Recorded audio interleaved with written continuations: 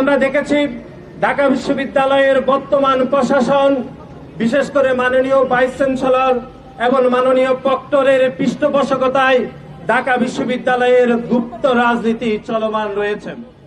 এবং ঢাকা বিশ্ববিদ্যালয়ের কোথায় গুপ্ত রাজনীতি চলছে, কোথায় প্রকাশ্য রাজনীতি চলছে, এটি কেউ জানুক আর না জানুক, আমরা দেখেছি ঢাকা বিশ্ববিদ্যালয়ের মাননীয় উপাচার্য, মাননীয় প্রক্টর ঠিকই জানেন যে ছাত্র শিবির কোথায় কোথায় রাজনীতি করেন।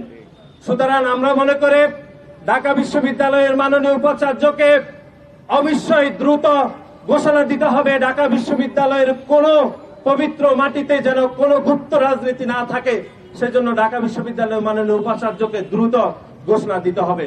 নতুবা আপনারা দেখেছেন যেরকম যে গুপ্ত সংগঠন আলী হোসেন যেভাবে আমার বোনদেরকে পদযাত্রা করে যেভাবে গণধর্ষণের হুমকি দিয়েছে, এরকম ঘটনা আরো ঘটতে থাকবে। কিন্তু যতই ঘটতে থাকবে, ছাত্র শিবির গুপ্ত রাজনীতি করার কারণে, তারা তাদের কমিটি প্রকাশ না করার কারণে, তারা গুপ্ত রাজনীতি যখন প্রকাশিত হবে তারা তখন ঘোষণা দিবে যে গুপ্ত রাজনীতির যে ব্যক্তি, সেই ব্যক্তি আমাদের ছাত্র রাজনীতির সাথে কোনোভাবে সম্পৃক্ত না।